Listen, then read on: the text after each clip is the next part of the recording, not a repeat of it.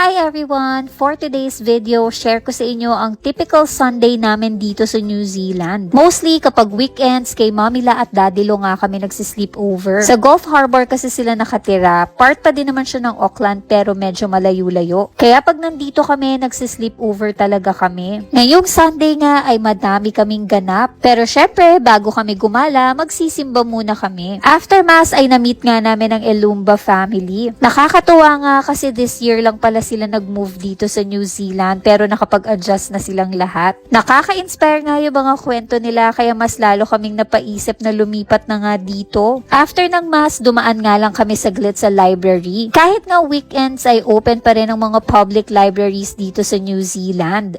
Kahit nga public library siya ay sobrang linis. Dito sa library sa New Zealand kahit sino pwedeng tumambay. Every time na nagla-library trip nga kami, hindi naboboard si Atoya kasi in fairness, mahilig siya sa mga books. After that, bumiyahe na nga kami pa city. Nagpa-reserve kasi si Mamila ng buffet breakfast sa isang hotel. Basta usapang buffet, alam nyo na excited na ang Daddy Rog nyo. 10 to 12 nga yung pina-reserve ni Mamila so parang brunch na nga namin to. Ine-expect ko nga na sobrang daming tao lalo na Sunday. Bigla ko ngang naalala na nasa New Zealand nga pala kami. Yung ganitong quantity ng tao para sa atin ay konti pero sa kanila ay madami na. Ang buffet nga nila dito guys, hindi kagaya sa atin sa Pinas na overwhelming. Bilang na bilang mo nga lang ang food na pine-prepare nila dito. Hindi kagaya sa atin sa Pinas na ang dami talagang sinuserve at sa sobrang dami ay hindi mo na nga alam kung anong kakainin mo. Dito guys, sobrang simple lang talaga lahat ng bagay at hindi komplikado. Konti man ang choices ng food, ang mahalaga kay Daddy ay merong kape. Kumain na nga kami ng madami kasi after nito marami kaming gagalaan. After namin mag-breakfast buffet, dumaan kami sa St. Patrick. So eto yung Cathedral Church dito sa Auckland City. Naniniwala din ba kayo sa kasabihan na kapag first time nyo daw pumunta sa isang church,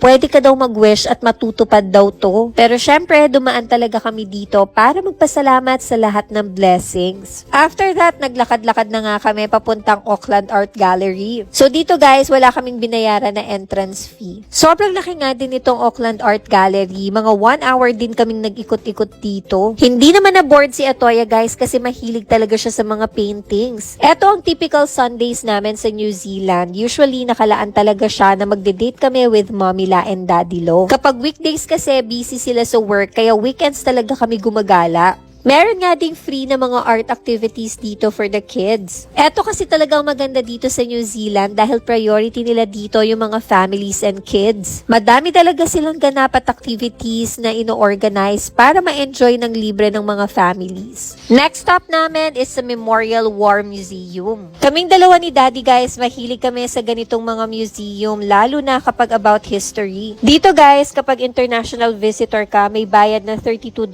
sa adult. Tapos $16 naman sa kids. Pero dahil residente naman si Mamila and Daddy Lo dito, ay nakapasok nga kami ng free. This museum will really take you back in time. Dito guys, mostly ang may explore mo is yung New Zealand's military history. Makikita mo nga din dito yung mga weapons, tools, jets, equipments, pati uniforms na mga ginamit nila during the war. Pero guys, ang pinaka naging favorite ni Atoya dito is learning about volcanoes. Na-enjoy din ni Atoya yung simulation dito kapag pumutok nga ang bulkan.